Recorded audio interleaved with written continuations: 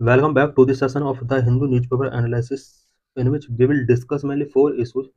The first issue is, will the GST rate cuts boost the economy? And the second issue is a shift underway in India's foreign policy?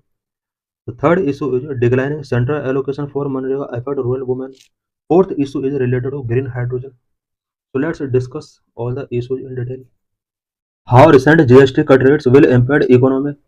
Recent GST cut rates की वजह से economy पर क्या क्या impact पड़ सकते हैं, इससे रिलेटेड इंपोर्टेंट डिस्कशंस इस आर्टिकल के अंदर करेंगे. Why news? GST Council reformed indirect tax regime in which rates will be fewer and GST on most items have been reduced. Recently GST council ने इनडायरेक्ट टैक्स रिजाइम के अंदर कुछ reform किए हैं जिसके अंदर टैक्स रेट डाउन होंगे और मोस्ट ऑफ द आइटम्स पर जीएसटी टैक्स रिड्यूस होंगे. While this has been welcomed by most sectors, there are some which are somewhat disgruntled. ज़्यादातर सेक्टर्स के द्वारा इसको वेलकम किया गया है, बट कुछ सेक्टर्स ऐसे हैं जिन्होंने इसको लेकर डिसग्रंटल्ड शो किए हैं. There are also concern over the revenue implications. Revenue implication से रिलेटेड भी कुछ कंसर्न है. What are the changes? The existing GST structure has multiple rates. The main rates comprise 0%, 5%, 12%, 18%, 28%, and a compensation cess over and above the 28% slab. Existing GST structure के अंदर multiple rates थे और ये जो rates थे ये 0%, 5%, 12%, 18% and 28%, यानी ये 5 स्लैब्स के अंडर टैक्स इम्पोज किया गया था आइटम्स के ऊपर. And this has been reduced to main slabs of 0%, 5%, 18% and 40%. ये अब 4 स्लैब्स में इसको चेंज कर दिया गया है जिसमें 0% होगा, 5% होगा, 18% होगा एंड 40% होगा. प्रीवियस स्लैब के साथ अगर कंपेयर किया जाए तो यहाँ पर अब 12% स्लैब को रिमूव कर दिया गया है एंड 28% स्लैब को भी यहाँ से रिमूव कर दिया गया है. As per the proposal, 99% of the items currently in the 12% slab would move to 5%. 12% slab की जो 99% आइटम्स हैं वो अब 5% स्लैब के अंदर ट्रांसफर कर दिए गए. 90% of the item in the 28% slab would move to 18%. 28% slab की 90% आइटम को अब 18% स्लैब के अंदर रख दिया गया है. इट मीन्स यहाँ पर 12% एंड 28% स्लैब को रिमूव कर दिया गया है. The remaining item in the 28% slab, mainly sun goods and services such as tobacco, cigarette and online gaming would move to a higher tax rate of 40%. 28% slab के साथ पहले कुछ और आइटम्स भी हुआ करते थे जिन पर कंपेंसेशन सेज इम्पोज किया जाता था. 28% स्लैब के अंडर ही कुछ सिन गुड्स एंड सर्विसेज के ऊपर जो टैक्स इम्पोज किया जाता था such as tobacco, cigarette and online gaming, इन सभी को अब 40% न्यू स्लैब के अंदर रखा गया है. इट मीन्स यहाँ पर टोबैको एंड सिगरेट के ऊपर अब टैक्स इंक्रीज होने वाले हैं. ऑनलाइन गेमिंग का चार्ज भी यहाँ पर अब इंक्रीज होगा. इन सभी के ऊपर 40% टैक्स अब इम्पोज किया जाएगा. However, the thrust of the change is to ensure that vast majority of items would be in just the two slabs of 5% and 18%. GST reform का जो थ्रस्ट रहा है वो मेजोरिटी ऑफ आइटम्स को only 2 slabs के अंदर डालना है. मेनली 5% 18% स्लैब के अंदर ज्यादातर आइटम्स को इन्हें रखना है. रिफॉर्म का मेन मकसद यही है. What does this mean for the common consumer? Common consumer के लिए इस जीएसटी चेंजेज का क्या क्या implications हैं? Due to this GST reform, the average tax rate under GST is expected to fall to 9.5% by 26-27 from a national rate of 14.4% in May 2017 and 11.6% as of September 2019. Recent GST reform के बाद जो average tax rate होगा GST के अंदर country में वो 9.5% होने वाला है. 2017 में कंट्री के अंदर एवरेज जीएसटी टैक्स जो था वो 14.4% था एंड 2019 में ये एवरेज टैक्स 11.6% था. अब ये 9.5% तक रिड्यूस हो जाएगा. Tax on common use items like soap, toothpaste and other toiletries currently taxed eight 18% will be taxed eight 5%. Common use items के ऊपर भी अब टैक्स रेट रिड्यूस हो गया है. जहां पहले 18% टैक्स लेवी किया जाता था वहां पर अब 5% टैक्स लेवी किया जाएगा. Common use items such as soap, toothpaste, and other toiletries. Common food items such as sugar, tea, coffee, edible oil, spices, along with the life-saving drugs and appraisal less than 1000 rupees will remain in the 5% bracket. कुछ common food items such as sugar, tea, coffee, edible oil, spices and life saving drugs and appraisal जिनका cost less than rupees 1000 है, वो 5% bracket के अंदर रखे जाएंगे। Non luxury cars, ACs and fridges currently taxed at 28% plus compensation charge are expected to move to 18%। Non luxury cars, ACs and fridges के ऊपर भी अब टैक्स रिड्यूस कर दिए गए हैं। पहले इन पर 28% प्लस कंपेंसेशन चार्ज लेवी किया जाता था, बट अब इन आइटम्स को भी 18% स्लैब के अंदर रखा गया है। इट मीन्स अब luxury cars, non luxury cars, AC and fridges का कॉस्ट भी अब रिड्यूस होने वाला है।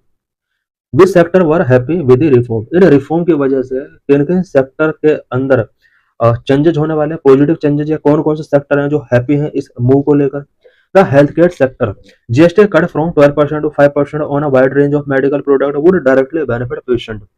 हेल्थ केयर सेक्टर के लिए ये रिफॉर्म्स काफी बेनिफिशियल होने वाले हैं, बिकॉज मेडिकल प्रोडक्ट पर पहले जहां 12% जीएसटी लेवी किया जाता था, वहीं अब 5% टैक्स इन पर लेवी किया जाएगा, जिसका प्रॉफिट पेशेंट को भी मिलने वाला है। इट मीन्स अब जो ट्रीटमेंट था, मेडिकल हेल्थ केयर फैसिलिटी, वो भी अब अफोर्डेबल होने वाली है। The renewable energy sector reduce tax from renewable energy component from 12 to 5%। Renewable energy sector के ऊपर भी अब पॉजिटिव इम्पैक्ट पड़ने वाला है। पहले रिन्यूएबल एनर्जी सेक्टर के अंडर जो रिन्यूएबल एनर्जी कंपोनेंट हुआ करते थे, 12% का टैक्स इम्पोज किया जाता था। अब इन कंपोनेंट पर ओनली 5% का टैक्स पे करना होगा। It will accelerate India clean energy transition. Renewable energy sector पर जिस तरह से टैक्स अब कम किया गया है, इससे इंडिया का क्लीन एनर्जी ट्रांजिशन एक्सेलरेट हो सकता है। The real estate sector, bringing down the GST rate on cement from 28% to 18%, would reduce cost for the sector and be a big boost. Real estate sector के लिए भी ये एक good initiative है, because real estate sector specially cement पर 28% तक का tax levy किया जाता था। अब इस सेक्टर पर 18% का टैक्स लेवी किया जाएगा, जो कि इकोनॉमी के लिए एक बिग बूस्ट हो सकता है। Auto manufacturers, reduction of GST on cars and non-luxury bikes from 28% to 18% would spur demand. Manufacturing, auto manufacturing sector पर भी टैक्स रिड्यूस किए गए हैं, and cars and non luxury bikes पर जो पहले जीएसटी लेवी किया जाता था वो 28% लेवी किया जाता था, बट इसको अब रिड्यूस करके 18% तक लाया गया है। What is the revenue impact? Revenue impact इसका क्या क्या हो सकते हैं? The center said the revenue implication would be rupees 48,000 crore based on consumption pattern in the 2023-24।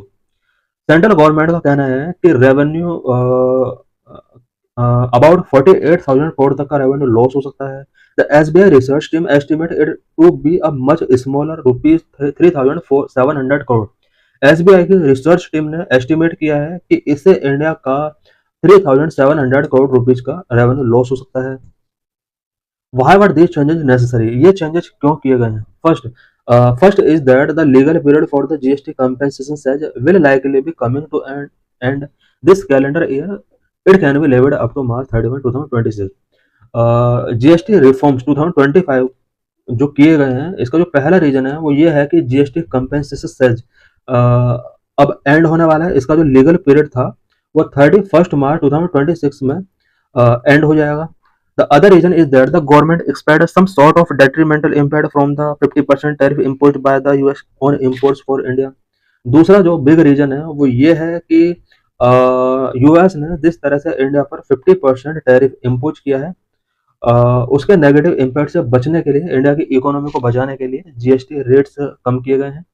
Goods and service tax, GST is an indirect tax system introduced in India in July 1, 2017, which subsumed multiple indirect tax levied by the state and central government such as VAT, excise duty and service tax. GST एक indirect tax system है जो कि 2017 में India में introduce किया गया था। इसके under previous state and central government के द्वारा लेवी किए जाने वाले मल्टीपल इनडायरेक्ट टैक्स को सबज्यूम किया गया है, such as VAT, excise duty and service tax. GST is a value added tax that is levied on the supply of goods and services from the manufacturer to the consumer. GST एक value added tax है जो कि manufacturer से consumer तक supply होने वाले goods and services पर levy किया जाता है। It is design to create a common national market in India by eliminating barriers to inter state trade. GST India के अंदर कॉमन नेशनल मार्केट को क्रिएट करने के लिए डिजाइन किया गया है, साथ ही इंटर स्टेट बैरियर्स को एलिमिनेट करने में भी इसका एक इम्पोर्टेंट रोल है। Main features of GST, GST के मेन फीचर्स क्या क्या है? Applicable on supply side, GST is applicable on supply of goods and services, but in old concept tax applicable on the manufacture of goods और on sale of the goods और on provision of services. GST goods and services के supply पर ही applicable होता है, जबकि old concept of tax के अंदर manufacture of goods, sale of goods and provision of services सभी स्टेप पर टैक्स इम्पोज किया जाता था। Destination based taxation. GST is based on the principle of destination based consumption taxation as against the old principle of origin based taxation. GST जो levy किया जाता है वो डेस्टिनेशन बेस्ड कंजप्शन टैक्सेशन के principal के बेस पर है, but old principal के अंडर ओरिजिन बेस्ड टैक्सेशन हुआ करता था। Dual GST, it is a dual GST with the state and central simultaneously levying tax on a common base। ये जो जीएसटी है ये ड्यूअल टैक्स है, state and central government simultaneously common base पर tax levy करते हैं। GST to be levied by the centre is called central GST and that to be levied by the state is called the state GST. Central government के द्वारा जो GST collect किया जाता है उसको हम सीजीएसटी के नाम से जानते हैं, एंड स्टेट गवर्नमेंट के द्वारा जो जीएसटी कलेक्ट किया जाता है वो स्टेट एसजीएसटी होता है। Import of goods or services would be treated as inter-state supplies and will be known as Integrated Goods and Service Tax (IGST) in addition to the applicable custom duties। Goods और services का अगर other country से हम import करते हैं उसको inter state supplies के तौर पर ट्रीट किया जाता है, एंड इसको IGST inter state goods and service tax के नाम से जाना जाता है। इस पर कस्टम ड्यूटीज भी एप्लीकेबल होती है। इट मीन्स आईजीएसटी के अंदर कस्टम ड्यूटीज भी इंक्लूड होती हैं। GST rate to be mutually decided. CGST, SGST and IGST are levied at rates to be mutually agreed upon by the state and center। CGST, SGST and IGST जो levy किए जाते हैं ये सभी rates state and centre के द्वारा mutually agreed किए जाते हैं। The rates are fixed on the recommendation of the GST council. GST council की रिकमेंडेशन के बेस पर ही रेट्स फिक्स किए जाते हैं। Multiple rates, initially GST was levied at 4 rates 5%, 12%, 18% and 28%। Initially GST के टोटल 4 स्लैब्स हुआ करते थे। द शेड्यूल और list of items that would fall under these multiple slabs are prepared by the GST council. किस item को किस slab के अंदर रखना है इसके लिए GST council list of item prepare करती है। Liability basis of GST, GST की लाइबिलिटी बेसिस क्या है? In India GST bill was first introduced in 2014 through constitution 102nd amendment bill. India में जीएसटी से रिलेटेड बिल पार्लियामेंट के अंदर 2014 में इंट्रोड्यूस किया गया था, और इसके लिए 102nd it mean 122 amendment bill constitution से रिलेटेड ये पार्लियामेंट के अंदर इंट्रोड्यूस किया गया था। GST got an approval in 2016 and was renumbered in the state by राज्य सभा as the Constitution Act 2016। 2016 में जीएसटी को अप्रूवल गिवन किया। It's provisions central GST cover excise duty, service tax etcetera. Excise duty and service tax जो होता है वो central GST के अंदर कवर किए गए हैं। State GST cover VAT, luxury tax etcetera. State GST के अंदर वैट, लग्जरी टैक्स इंक्लूड होते हैं। Integrated GST cover inter state trade. Inter state trade जो भी होता है उसको इंटीग्रेटेड जीएसटी के अंदर रखा जाता है। IGST is not a tax but a system to coordinate state and union taxes. IGST जो है वो एक टैक्स नहीं है बल्कि ये स्टेट एंड यूनियन टैक्सेस को कोऑर्डिनेट करने का एक सिस्टम होता है। आर्टिकल 246 ए, स्टेट है power to tax goods and services. Article 246 A के अकॉर्डिंग स्टेट के पास पावर होती है कि वो गुड्स एंड सर्विसेज पर टैक्स इंपोज कर सकती है। GST council, article 279 A to administer and govern GST. GST council is formed by the president. Constitution का आर्टिकल 279 ए के अंडर जीएसटी को गवर्न करने के लिए, एडमिनिस्टर करने के लिए एक जीएसटी काउंसिल का प्रोविजन किया जाता है जो कि प्रेसिडेंट के द्वारा फॉर्म किया जाता है।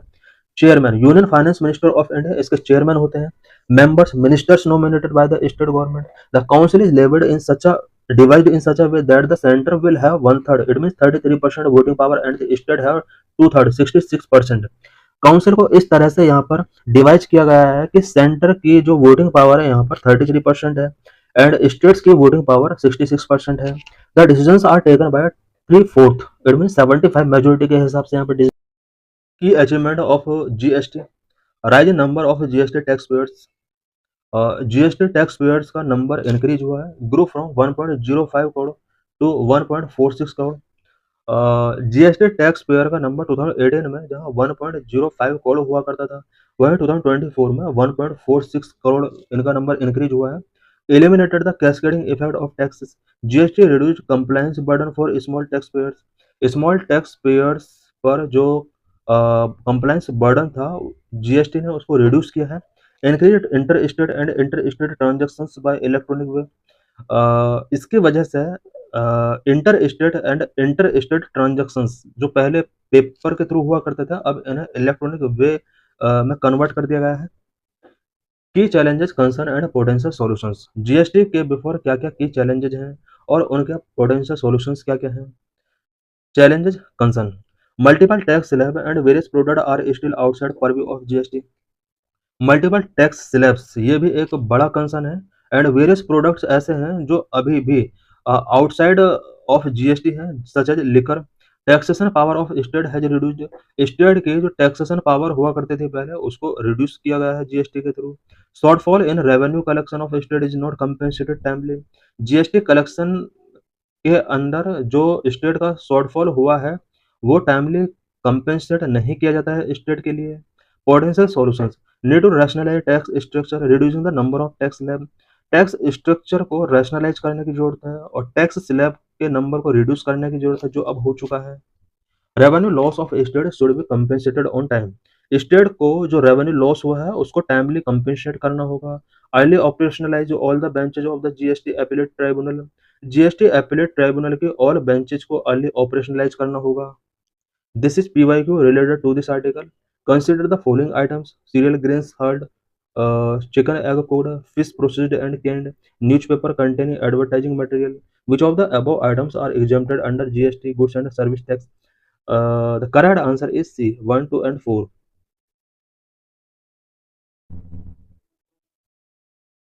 What are various issues and challenges related to declining MNREGA budget?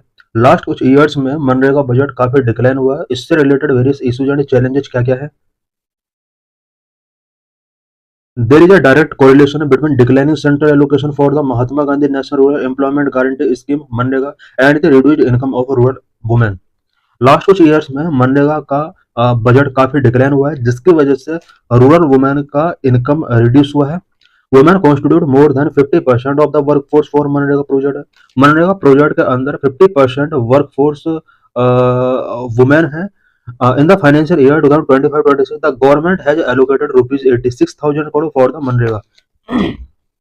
Financial year 2025-26 के लिए गवर्नमेंट ने मनरेगा के अंडर 86,000 करोड़ का बजट एलोकेट किया है। While the number of workers have increased, the budget for the program has remained the same. MNREGA scheme के under workers का number increase हुआ है बट बजट उतना इंक्रीज नहीं हो रहा है जितना होना चाहिए। What is MNREGA? MNREGA is a law passed by the Indian government in 2005 that guarantee the right to work to rural citizens of India. MNREGA एक लॉ है जो कि 2005 में इंडियन गवर्नमेंट के द्वारा पास किया गया था। इस लॉ के अंडर इंडियन रूरल सिटीजन्स को राइट टू वर्क की गारंटी गिवन की जाती है। Under this scheme, the government assured a minimum of 100 days of unskilled manual work to adult member of a eligible rural household. इस scheme के under eligible rural household के adult members के लिए unskilled manual work specially 100 days का minimum work यहाँ पर assured किया गया है। Main objective to provide employment rural citizens and improve their economic conditions, rural citizens को एम्प्लॉयमेंट प्रोवाइड करना है एंड उनकी इकोनॉमिक कंडीशन को इम्प्रूव करना मनरेगा का मेन ऑब्जेक्टिव है। What are the key provisions of MNREGA? MNREGA के अंडर की प्रोविजंस क्या क्या किए गए हैं? Number of eligibility criteria, For receiving the benefit of the MNREGA scheme, eligibility criteria are citizen of India, 18 years of age at the time of application, rural household, willing to do unskilled work. कोई भी person अगर MNREGA scheme के under benefit receive करना चाहता है, उसको India का citizen होना होगा। एप्लीकेशन के टाइम पर उसकी एज 18 ईयर्स होना चाहिए, रूरल हाउस होल्ड होना चाहिए, एंड अनस्किल्ड वर्क करने के लिए वो बिल्डिंग उसके अंदर होनी चाहिए। Number two, guaranteed employment, guarantee 100 days of unskilled employment or willing rural citizens at the government set minimum wage। All willing rural citizens के लिए अनस्किल्ड एम्प्लॉयमेंट इसके अंडर गिवन किया जाता है, और एटलीस्ट 100 days की यहाँ पर एम्प्लॉयमेंट गिवन करने की गारंटी दी जाती है, और मिनिमम वेज गवर्नमेंट के द्वारा सेट किया जाता है। Number 3, unemployment allowance. If work is not given within 15 days, the applicant is entitled to receive an unemployment allowance. 15 days के अंदर अगर वर्क गिवन नहीं किया जाता है, देन एप्लीकेंट को अनएम्प्लॉयमेंट अलाउंस गिवन किया जाता है। This allowance is 1/4 of the minimum wage for the first 30 days and half for the following period. Number 4, social audit. A social audit is a powerful tool for community participation, social transformation and government accountability. Social audit community participation के लिए, social transformation के लिए, government accountability के लिए powerful tool है। MNREGA section 70 had mandated a social audit of all the work executed under the MNREGA. MNREGA के section 17 के अंदर ये मैंडेट किया गया है कि मनरेगा के अंडर जो भी वर्क एग्जीक्यूट किए जाते हैं उन सभी का सोशल ऑडिट होगा। Number 5, preference of employment near residence. The work provided within a 5 kilometer radius of the applicant's village, a travel allowance period for work beyond this radius। MNREGA के अंडर वर्कर्स को जो भी वर्क प्रोवाइड कराया जाता है वो applicant के village के 5 किलोमीटर रेडियस के विद इन प्रोवाइड कराया जाता है। अगर इस डिस्टेंस के बियॉन्ड अगर वर्क प्रोवाइड कराया जा रहा है, देन उसको ट्रेवल अलाउंस प्रोवाइड किया जाएगा। Number 6, decentralise planning.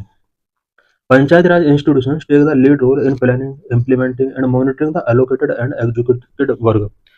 Panchayat raj institution PRI MNREGA के लिए प्लानिंग, इम्प्लीमेंटेशन एंड मनरेगा के अंडर एलोकेटेड किए गए वर्क का मॉनिटरिंग करना, एग्जीक्यूट करना, ये एक इम्पोर्टेंट रोल प्ले करता है। Gram Sabha are given the authority to suggest work. Gram Sabha को वर्क सजेस्ट करने की अथॉरिटी गिवन की गई है। Implementing agencies are responsible for providing proper working condition, medical facilities and compensation. Implementing agency जो भी है मनरेगा की, वो प्रॉपर वर्किंग कंडीशन प्रोवाइड करेंगे, medical facilities and compensation provide करने की रिस्पॉन्सिबिलिटी इन्हीं की होती है। Number 7, payments are made on a weekly basis and can not be delayed more than 15 days, otherwise compensation is provided for delays. MNREGA के workers के लिए जो पेमेंट किए जाते हैं वो वीकली बेसिस पर पेमेंट किए जाते हैं। मोर देन 15 days के लिए डिले नहीं किया जा सकता, अदरवाइज वर्कर्स को डिले के लिए कंपेंसेशन प्रोवाइड करना होता है। Number 8, complaint can be made and must be addressed with in 7 days।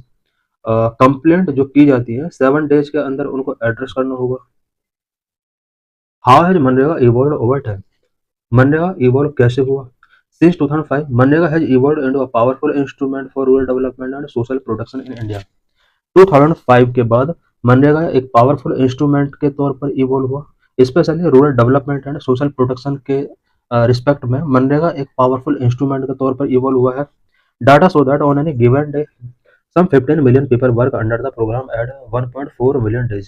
एक डाटा के अकॉर्डिंग 1.4 मिलियन साइट्स पर एक दिन में अबाउट 15 मिलियन पीपल वर्क किया गया। There has been a steady decline in the budget allocation for the scheme. इस scheme के लिए जो बजट एलोकेट किया गया उसमें स्टडी डिक्लाइन हो रहे हैं।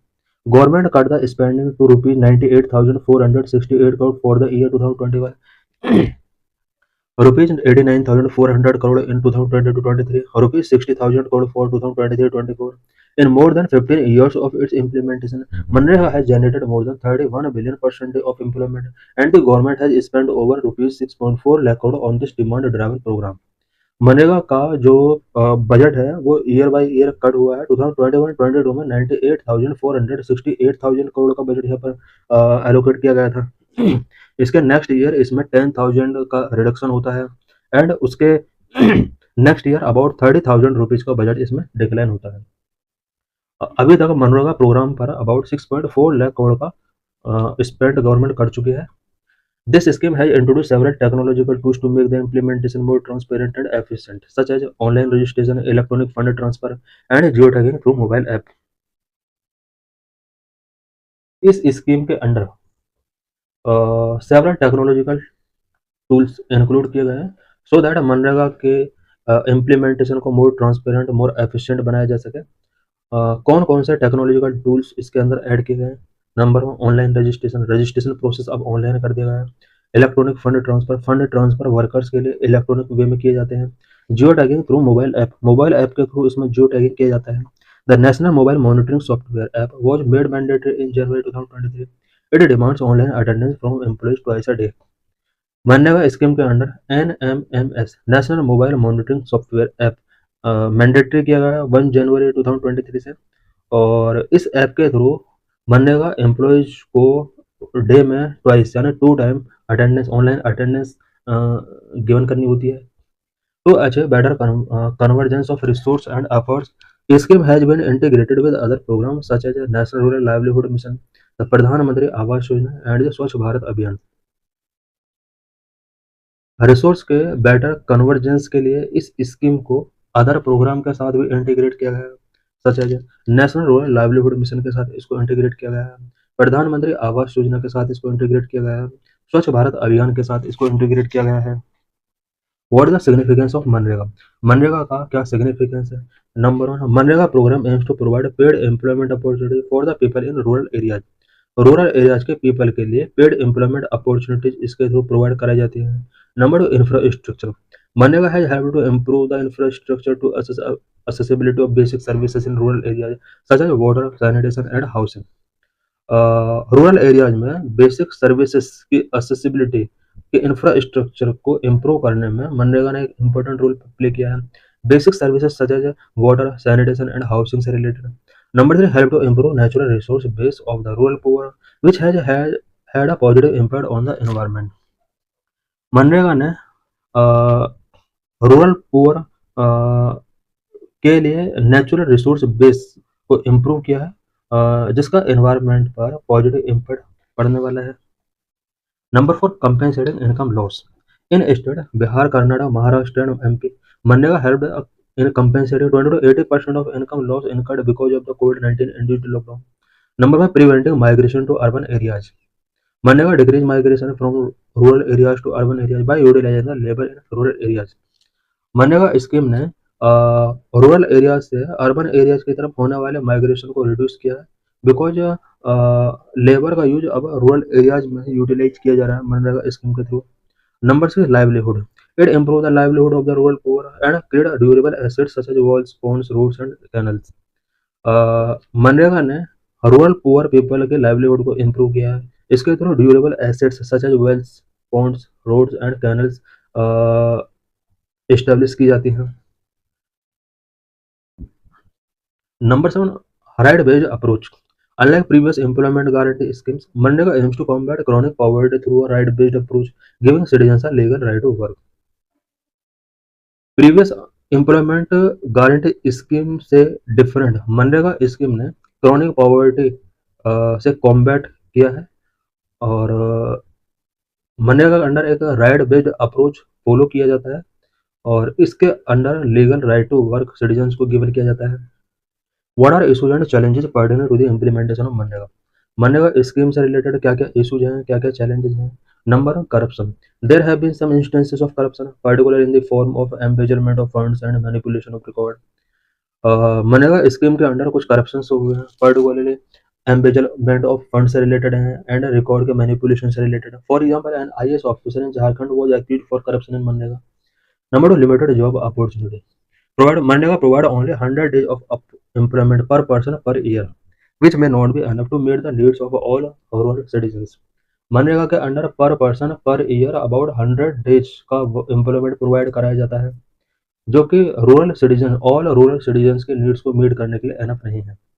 Number three, lack of awareness. Many rural citizens are not aware of their rights under MNREGA and as a result they do not take advantage of the benefit that MNREGA offer।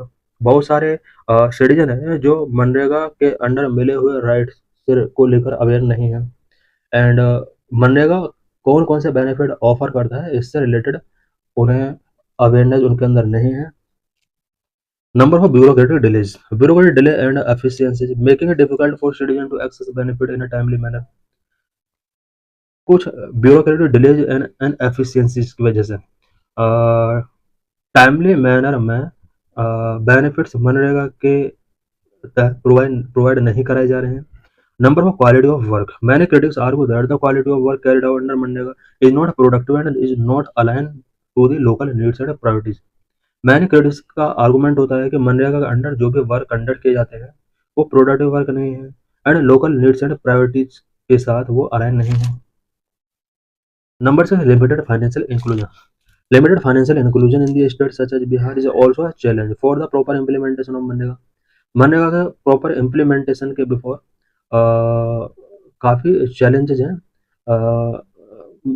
Some state such as Bihar के अंदर limited financial inclusion है मनरेगा का। What are the positive outcome of MNREGA? MNREGA के positive outcomes क्या क्या है? A powerful instrument for inclusive growth in rural India. Rural India के inclusive growth के लिए मनरेगा एक पावरफुल इंस्ट्रूमेंट है। Livelihood security for the poor Indians, creation of durable assets, improve water security and soil conservation and higher land productivity. Positive impact on the standard of living of household through an increase in the household income, empowerment of SC, ST and women. What are the negative outcomes of MNREGA? No regular social audit, leakage of fund, technology and network issues in rural and remote areas for geotagging, delay in payment of wages, low wage rate. Various reforms that can make the MNREGA program successful. MNREGA program को success करने के लिए various reforms क्या क्या taking किए जा सकते हैं। Number 1 urban MNREGA. One suggestion related to employment under MNREGA is to extend it to the urban areas. Urban areas तक भी मनरेगा स्कीम को एक्सटेंड करना चाहिए। This can help address the issue of unemployment in urban areas and provide employment opportunity for the low skilled workers. Urban areas में जो लो skilled workers हैं उनके लिए एम्प्लॉयमेंट अपॉर्चुनिटी प्रोवाइड कराना होगा। Number 2 universal basic income. Universal basic income can be a substitute for MNREGA as it is more efficient and less leaky than current welfare scheme like MNREGA. India के अंदर universal basic income जैसी schemes को मनरेगा के substitute के तौर पर use किया जा सकता है बिकॉज यूनिवर्सल बेसिक इनकम जो है वो एफिशिएंट एंड लेस लीकी हो सकता है एंड प्रेजेंट की जो स्कीम्स हैं उनके अंदर बहुत ज़्यादा लीकेज प्रॉब्लम है। Number 3 convergence of MNREGA with other scheme. It can help ensure that MNREGA project are aligned with the larger goal of these schemes and can also help improve the sustainability of the project. Number 4 innovative measures. Another suggestion is to introduce innovative measures such as using digital platform for transparency, monitoring and grievance redressal, linking MNREGA with the private sector to increase job opportunities, involving Panchayat Raj institutions in the implementation of the program. Number 5 social audit. To improve the implementation of MNREGA, there is a need to mandatory hold social audit every 6 months. Number 6 job card. Job card should be issued only to individuals who are eligible for employment under MNREGA and not to elected PRA representatives and MNREGA officials. This is PYQ related to MNREGA. In this session, we will discuss India's foreign policy in a changing world. Why news? Recently, Indian Prime Minister visited in Tianjin, China to attend SCO summit on September 1. Recently Indian prime minister ने SCO summit को attend करने के लिए China visit किया। Our prime minister so camaraderie with Chinese President Xi Jinping and Russian President Vladimir Putin on the sideline of the SCO summit. Indian prime minister ने SCO summit का sideline Chinese president Xi Jinping के साथ and Russian president Vladimir के साथ camaraderie show किया। It also seemingly like US president Donald Trump promoting a series of sarcastic statement. Indian prime minister का Chinese president and Russian president के साथ meeting की वजह से ऐसा सीमिंग हो रहा है कि यूएस प्रेसिडेंट डोनाल्ड ट्रंप इसकी वजह से एड हुए हैं। US imposes 50% tariff on Indian goods, sanction on India's import of Russian oil, and asking the European Union to do same.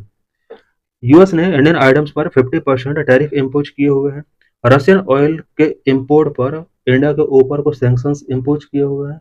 US ने यही सब एक्ट करने के लिए यूरोपियन यूनियन को भी कहा है। Is Indian foreign policy has shifted from the west to east? क्या Indian foreign policy west to east shift हो रही है? While many foreign policy observers that Indian foreign policy had shifted from the west to east, मैंने foreign policy observers का कहना है कि Indian policy west to east shifting हो रही है। इंडिया की decade old policy of strategic autonomy and balance decided Indian foreign policy. India की डिकेड ओल्ड पॉलिसी जो रही है स्ट्रेटेजिक ऑटोनॉमी की, इस स्ट्रेटेजिक ऑटोनॉमी के द्वारा इंडिया की फॉरेन पॉलिसी डिसाइड होती है। India US relations have no doubt been impacted by months of tensions on a range of issues, but official exchanges and military exercises have not stopped. Last कुछ month में India US के relations काफी impact हुए हैं, but official exchange and military exercise अभी stop नहीं हुई है, वो कंटिन्यू चल रही हैं। India strategic autonomy and global power shift in international relations concept of strategic autonomy play an important role. International relations में स्ट्रेटेजिक ऑटोनॉमी का कंसेप्ट एक इंपॉर्टेंट रोल प्ले करता है। In the present global situations, strategic autonomy seat at the heart of India's foreign policy discourse, shaping decisions in an encouraging multipolar and volatile world. Present global situations में strategic autonomy India के foreign policy discourse के heart में है, and multipolar and volatile world में present में India की foreign policy को shaping करने में स्ट्रेटेजिक ऑटोनॉमी एक इम्पोर्टेंट रोल प्ले कर रही है। As global power shift accelerate and traditional alliance weak, India finds itself navigating a delicate path between competing giants, the United States, China and Russia. Global power shift हो रहे हैं, traditional alliances week हो रहे हैं। इस situation में India competing giant US, China and Russia के between delicate path पर इंडिया अपने आप को नेविगेट कर रहा है। Now study autonomy is not only a theoretical aspiration but become a daily diplomatic practice fraught with complexity and consequence. Study autonomy only एक theoretical aspiration नहीं, बल्कि ये डेली डिप्लोमेटिक प्रैक्टिस बन चुके हैं। Preserve India freedom of action. India has determination never to let anybody else decide our place in the world for us. India के freedom of action को preserve करते हुए इंडिया का ये डिटर्मिनेशन है कि इंडिया से रिलेटेड कोई अदर कंट्री डिसीजन नहीं ले सकता। Nehru versus Modi, from Nehru non alignment during the cold war to Modi government multi alignment in the current era, successive government have sought to preserve India's freedom of action while adapting to changing geopolitical realities. Nehru ने non alignment की policy cold war के during follow की। Present में Modi government multi alignment की policy follow कर रही है, और इनके बिटवीन जो भी सक्सेसिव गवर्नमेंट आए सभी ने इंडिया की फ्रीडम ऑफ एक्शन को प्रिजर्व करने के लिए हमेशा कोशिश की। In theory study autonomy offer a middle path between rigid block politics and passive disengagement. Rigid block politics and passive disengagement के बिटवीन स्ट्रेटेजिक ऑटोनॉमी एक मिडिल पाथ प्रोवाइड करती है। What is strategic autonomy? Strategic autonomy क्या है? Strategic autonomy refers to a nation's ability to make sovereign decisions in foreign policy and defense without being constrained by the external pressure or alliance obligations. Strategic autonomy किसी भी country की एक ability होती है जिसके अंदर कोई भी कंट्री अपनी फॉरेन पॉलिसी एंड डिफेंस से रिलेटेड सॉवरेन तरीके से डिसीजंस ले सकते हैं without external pressure. It is not synonymous with the isolationism or neutrality. Rather, it implies flexibility, independence, and capacity to engage with multiple powers on one's own terms. Study autonomy isolationism और neutrality का synonymous नहीं है, बल्कि ये अपने term and condition के base पर multiple powers के साथ एंगेज करने की कैपेसिटी है, फ्लेक्सिबिलिटी एंड इंडिपेंडेंस को शो करता है। India study autonomy current global landscape. Current global landscape में इंडिया के स्ट्रेटेजिक ऑटोनॉमी से रिलेटेड कुछ इंपॉर्टेंट पॉइंट्स के बारे में हम यहाँ डिस्कस करेंगे। The current global landscape presents both opportunities and challenges for India strategic autonomy. Current global landscape India India की स्ट्रेटेजिक ऑटोनॉमी के before opportunity and challenges present करता है। India recalibrating its relationship with major powers US, Russia and China with safeguarding its core interest, territorial integrity, economic growth, technological advancement and regional stability. Present में India major powers के साथ अपने relations को recalibrate कर रही है।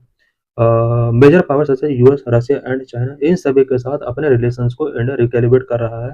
साथ ही India अपने जो कोर इंटरेस्ट हैं such as territorial integrity, economic growth, technological advancement and regional stability को ध्यान में रखते हुए ये इन तीनों के साथ अपने रिलेशंस को रिकैलिब्रेट कर रहा है।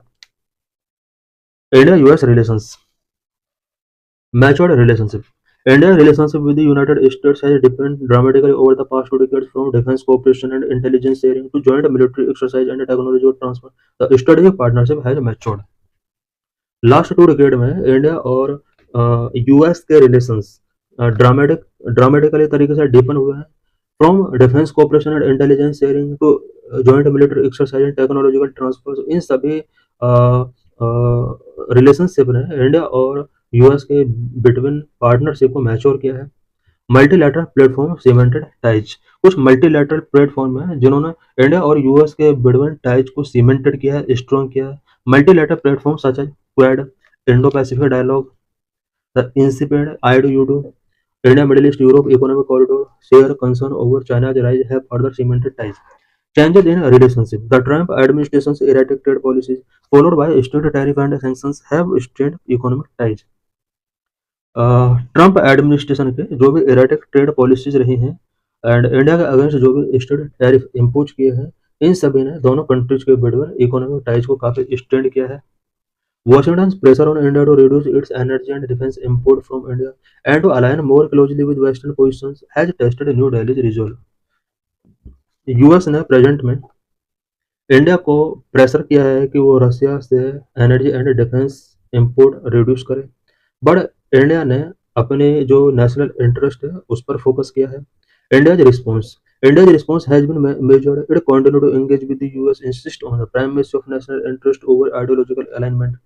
इंडिया ने यूएस के साथ अपने जो एंगेजमेंट है उनको कंटिन्यू रखा और साथ में नेशनल इंटरेस्ट को प्राइमेसी गिवन किया है।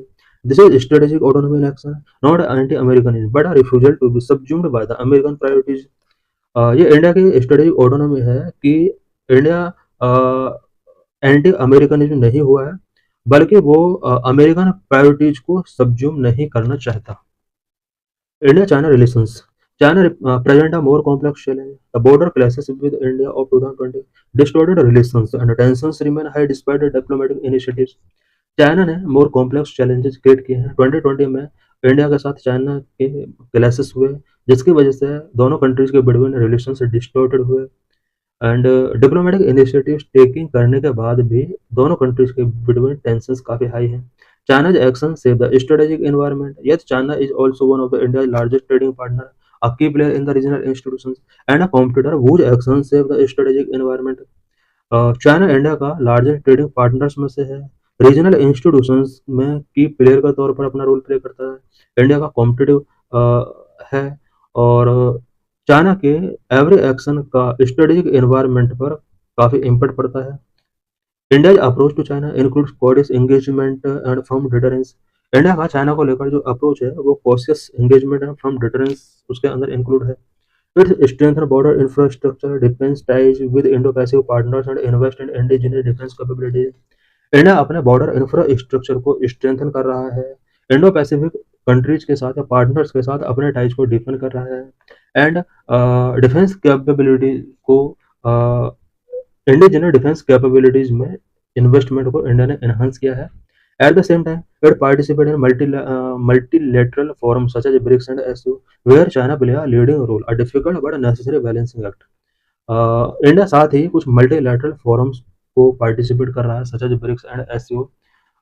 इन सभी के अंदर चाइना एक इम्पोर्टेंट रोल प्ले करता है। ये डिफिकल्ट है बट बैलेंसिंग एक्ट के लिए नेसेसरी है। Strategic autonomy here means resisting both confrontation and surrender. It means asserting sovereignty and refusing to be another country's counterweight to a rising China. India-Russia relations. India relationship with Russia is rooted in Cold War solidarity, defense cooperation and shared strategic interest. India और Russia के relationship cold war, solid defence cooperation and shared strategic interest के साथ rooted हुए हैं। India has maintained its ties continue despite Moscow's growing closeness to Beijing and Russia's global isolation due to Ukraine conflict. India has maintained its ties, buying oil, importing weapons and engaging diplomatically. Moscow यानी रूस का जो closeness है Beijing के साथ ज़्यादा हुआ है और रशिया के ऊपर वेस्टर्न कंट्रीज ने यूक्रेन पर अटैक करने की वजह से कुछ आइसोलेशन, कुछ सैंक्शंस इम्पोज किए हुए हैं। ये सभी इंसिडेंट के बाद भी इंडिया ने रशिया से ऑयल बाय करना कंटिन्यू रखा है, वेपन्स को इम्पोर्ट कर रहा है एंड डिप्लोमेटिकली अभी भी रशिया के साथ इंडिया एंगेजिंग है। This had drawn criticism from Western capitals, but India has stood firm. Its relationship with Russia's historical multidimensional is not subject to external veto. India ने जिस तरह से रशिया के साथ अपने टाइज को कंटिन्यू रखा है, इसका वेस्टर्न कंट्रीज ने क्रिटिसिज्म किया है, बट इंडिया का जो फर्म है उसको अपना स्ट्रोंग रखा है रशिया के रिस्पेक्ट में। रशिया के साथ इंडिया के जो रिलेशंस हैं वो historical multi dimensional, not subject to external veto. It means ये एक्सटर्नल वीटो का सब्जेक्ट नहीं है। It continued to diversify its military import, invest in indigenous production, and explore new partnerships, but without abandoning old ones. Studying autonomy here is about refusing to choose sides in the binary contest and instead crafting a foreign policy that reflects India's unique geography, history, and aspirations. Conclusion. Studying autonomy is not just a slogan, it is a strategy. It is the art of navigating a turbulent world without losing its autonomy.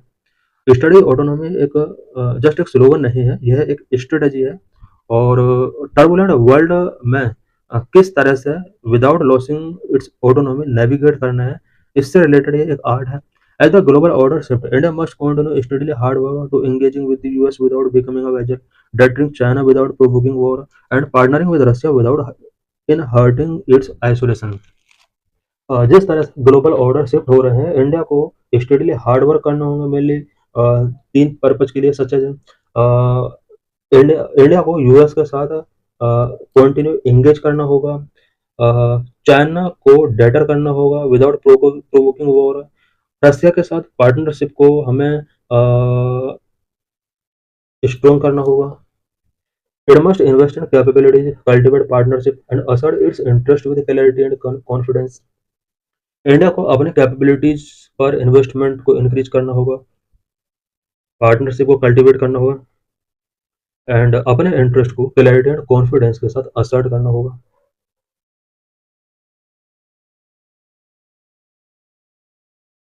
In this lecture, we will discuss about green hydrogen in India. Lecture is important for GS paper 2, GS paper 3, for prelims and for mains. What is issue? To achieve India's net zero emissions target by 2070 and to decarbonize its industrial sectors, green hydrogen offer a crucial pathway. 2070 तक India को net zero emission target को achieve करने के लिए and industrial sectors को decarbonise करने के लिए ग्रीन हाइड्रोजन एक क्रूशियल पाथवे ऑफर करता है। India has set target of producing 5 million metric ton of green hydrogen annually by 2030। India ने 2030 तक annually 5 million metric ton, it means 5 MMT green hydrogen produce करने का टारगेट रखा हुआ है। Achievement of this target could establish India's early leadership in this emerging sector. इस target को अगर इंडिया अचीव कर लेता है, इट मीन्स एनुअली अगर 5 MMT ग्रीन हाइड्रोजन इंडिया अगर प्रोड्यूस करता है, then India global leadership achieve कर सकता है। What is green hydrogen? Green hydrogen क्या होता है? Green hydrogen is hydrogen which is produced through the electrolysis of water using renewable energy sources like solar, wind, and hydropower. It does not release greenhouse gas emissions during production, making it an environmental friendly fuel. Green hydrogen एक hydrogen है जो renewable energy sources का use करके water को electrolysis के process के through produce की जाती है। Renewable energy sources such as solar, wind, hydro power, इन सभी सोर्सेस का यूज करके वाटर का इलेक्ट्रोलाइसिस किया जाता है और हाइड्रोजन प्रोड्यूस किया जाता है। ग्रीन हाइड्रोजन के प्रोडक्शन के ड्यूरिंग कोई ग्रीन हाउस गैस एमिशंस नहीं होते हैं। यही वजह है कि ग्रीन हाइड्रोजन एक इन्वायरमेंट फ्रेंडली फ्यूल है। Green hydrogen is a tasteless, colourless, odourless, non toxic and highly combustible gases substance. Green hydrogen tasteless होता है, colourless, odourless, non toxic and highly combustible gases substance होता है। It is the simplest, lightest, and most abundant element in the universe. Green hydrogen, simplest, lightest, and most abundant element है universe में। In green hydrogen, the term green refer to the method of production which involve the use of renewable energy sources like wind, solar, and hydro power for electrolysis. Green hydrogen में green term इस hydrogen के production के लिए use करने वाले method के लिए use किया गया है, जिसके under renewable energy resources like wind, solar और हाइडल पावर का यूज इलेक्ट्रोलाइसिस के लिए किया जाता है। Electrolysis process split water into hydrogen and oxygen without emitting green house gas. Electrolysis process में हाइड्रोजन वाटर को हाइड्रोजन और ऑक्सीजन में स्प्लिट किया जाता है और इस प्रोसेस के दौरान ग्रीन हाउस गैस एमिट नहीं होता है। How is green hydrogen different from grey and blue hydrogen? Green hydrogen grey and blue hydrogen से किस तरह डिफरेंट है? Grey hydrogen is produced from fossil fuels like coal and natural gas releasing greenhouse gases during production. Grey hydrogen जो होता है वो fossil fuels से produce किया जाता है, such as coal and natural gas से इसको प्रोड्यूस किया जाता है और इसके प्रोडक्शन के during green house gases release होते हैं। Blue hydrogen is also produce from fossil fuels but with carbon capture and storage technologies. Blue hydrogen भी फॉसिल फ्यूल से ही प्रोडक्शन किया जाता है but carbon capture and storage technologies के साथ इसको प्रोड्यूस किया जाता है। Grey hydrogen and blue hydrogen में डिफरेंस यही है कि ग्रे हाइड्रोजन के प्रोडक्शन के ड्यूरिंग ग्रीन हाउस गैसेस का एमिशन होता है, जबकि ब्लू हाइड्रोजन के प्रोडक्शन के ड्यूरिंग ग्रीन हाउस गैसेस का एमिशन नहीं होता, कार्बन को कैप्चर किया जाता है एंड उसको स्टोर किया जाता है टेक्नोलॉजी की हेल्प से। Green hydrogen is the cleanest form because it uses renewable energy sources. Green hydrogen cleanest form है बिकॉज ये रिन्यूएबल एनर्जी सोर्सेस का यूज करता है। Green hydrogen in India. India has set its target to becoming energy independent by 2047 and achieving net zero by 2070. India ने target रखा हुआ है कि 2047 तक वो एनर्जी इंडिपेंडेंट कंट्री होगा, 2070 तक नेट जीरो टारगेट को अचीव कर लेगा। To achieve this target net using green hydrogen as a renewable energy across all economic spheres is essential to India's energy transition. 2047 and 2070 तक इन टारगेट को achieve करने के लिए इंडिया को green hydrogen को एक रिन्यूएबल एनर्जी सोर्स के तौर पर और इकोनॉमिक स्फीयर्स में यूज करना होगा। India has set target of producing 5 MMT of green hydrogen annually by 2030। 2030 तक इंडिया ने टारगेट रखा हुआ कि annually 5 MMT green hydrogen produce करेगा। Currently India is on track to meet only 10% of its stated goal. Current में India अपने stated goal का only 10% तक ही ग्रीन हाइड्रोजन प्रोड्यूस कर पा रहा है। Green hydrogen advantages. Green hydrogen के क्या क्या एडवांटेजेस हैं? Number of energy storage for a long period. Green hydrogen can be stored for long period which make it suitable for grid stability by providing energy when renewable sources are intermittent। Green hydrogen को long period के लिए store किया जा सकता है जो कि grid stability के लिए बहुत ही इंपॉर्टेंट है। Number of flexible energy carrier. Hydrogen can be used for various energy applications such as integrating renewable energy sources, industries and transportation. Hydrogen को वेरियस एनर्जी एप्लीकेशंस में यूज किया जा सकता है such as renewable energy sources को integrate करने में, industries and transportation के लिए बहुत ही इंपॉर्टेंट रोल प्ले कर सकता है। Number 3 monetary benefits. During electrolysis the produced oxygen as a by product can be monetised for industrial and medical applications. Electrolysis के ड्यूरिंग जो बाई प्रोडक्ट के तौर पर ऑक्सीजन प्रोड्यूस किया जाता है उसको भी मोनेटाइज किया जा सकता है in industrial and medical applications. Number 4 reduced emissions. Unlike grey hydrogen which is produced from methane, green hydrogen produced does not release greenhouse gases and its byproduct oxygen is environment friendly water vapor। Grey hydrogen के processing के during harmful gases release होती है because methane से इसको produce किया जाता है, but green hydrogen के प्रोडक्शन के during green house gases release नहीं होते हैं। बाय प्रोडक्ट के तौर पर ऑक्सीजन रिलीज होता है जो कि एनवायरमेंट फ्रेंडली वाटर वेपर है। Number 5 global dominance. Several countries are doing experiment of blending green hydrogen with natural gas for power generation, industrial application and residential use. Issues and challenges before green hydrogen. Green hydrogen के before क्या क्या issues हैं, क्या क्या challenges हैं? Number 1 high cost of production. The production of green hydrogen through electrolysis by using renewable energy sources is more expensive, making hydrogen production costlier. Electrolysis process के through green hydrogen को produce करना very expensive है जो कि इसके production को costlier बनाता है। Number 2 high energy consumption. Green hydrogen production require more energy than other fuel. इसके प्रोडक्शन में ज़्यादा एनर्जी की नीड होती है। Number 3, safety concern. Hydrogen highly flammable and volatile. Need extensive safety measures to prevent explosions and leakage. Hydrogen highly flammable and volatile gas है और इसके लिए एक्सटेंसिव सेफ्टी मेजर्स की नीड होगी so that explosion and leakage को prevent किया जा सके. The development of proper safety regulations and protocol is crucial to ensure the safe handling and storage of green hydrogen. Number 4, need to develop infrastructure. For production, storage and distribution of green hydrogen, it requires the development of a robust infrastructure. Green hydrogen का production, storage and distribution के लिए robust infrastructure की need है. Number 6, energy storage. The development of effective energy storage solution is important to enable the widespread adoption of green hydrogen. Green hydrogen के widespread adoption को enable बनाने के लिए energy storage solutions India को establish करने होंगे.